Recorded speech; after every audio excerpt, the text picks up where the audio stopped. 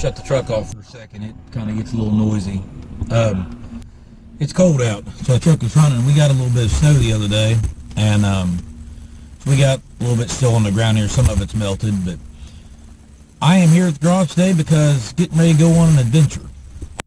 Driving to Indiana, and I need to take some stuff with me just in case. So here we go.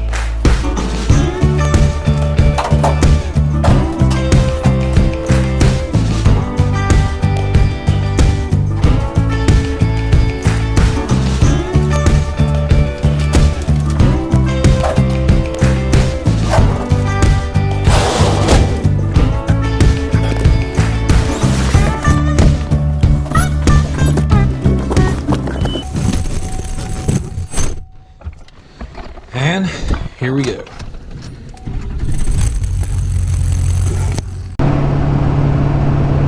So for anybody who's from Southern Ohio, around the area we're from, 32 between Piketon and Cincinnati.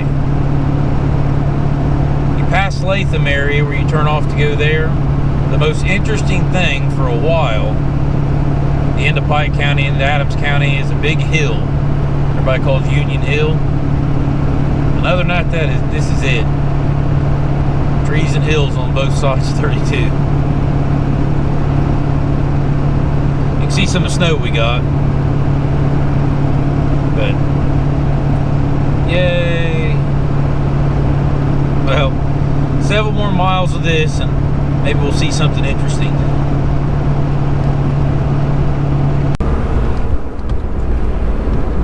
So, here we are, driving around 50 West. Of course, you know, going around 275 around the south end of Cincinnati, you actually end up going through Kentucky.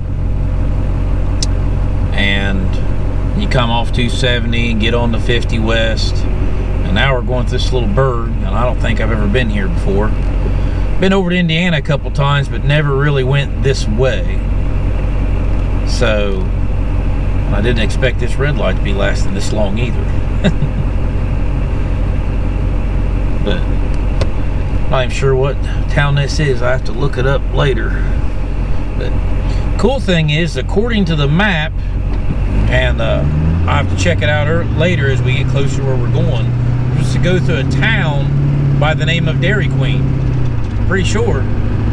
So maybe I'm wrong on that. Maybe it was just Google Maps put a big print Dairy Queen on the map because this must be a popular Dairy Queen or something.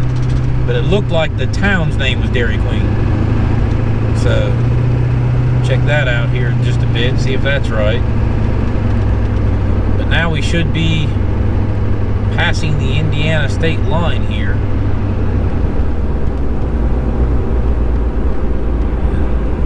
Waiting for a big sign that said welcome to Indiana, but I guess not.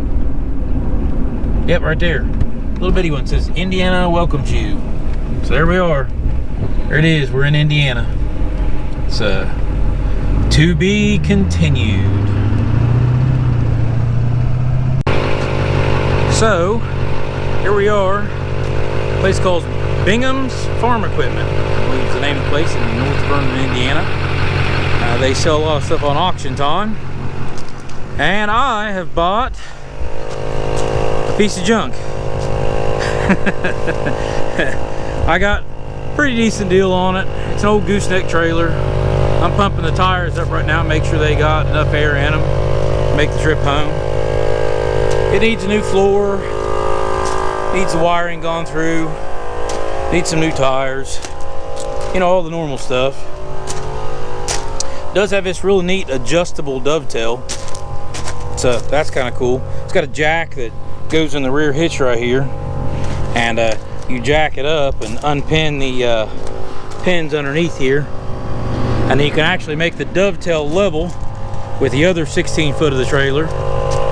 So essentially it's a 21-foot trailer. Got ramps. Ramps are pretty nice. So,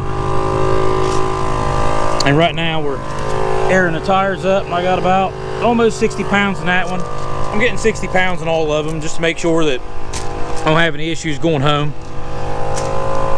Got some light brackets need repaired. Rub rail needs straightened out some.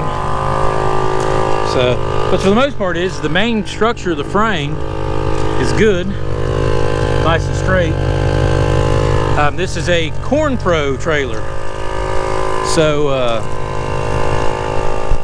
pretty nice brand name trailer.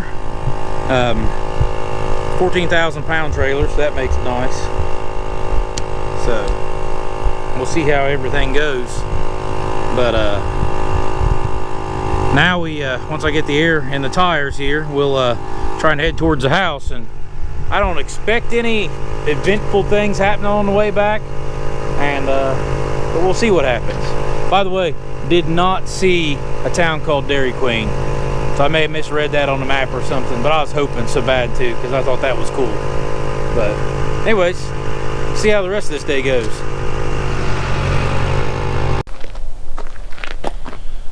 Well guys, I made it back to the farm, as you can see out here. So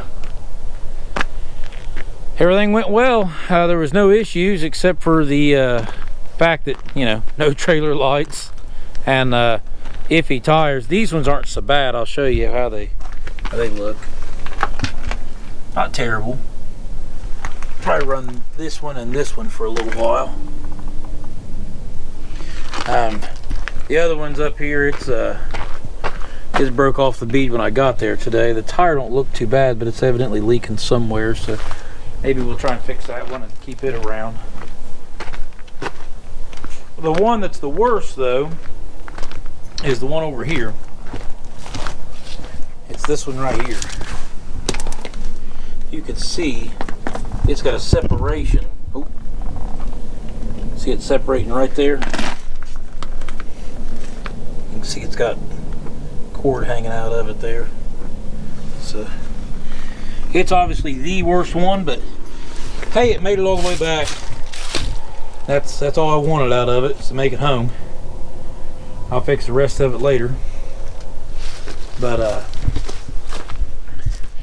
this video is more about going out on an adventure and buying something 3 hours away and trying to drag it home. Kind of sketchy, but made it all the way from North Vernon, Indiana, through Cincinnati and back to Jackson here.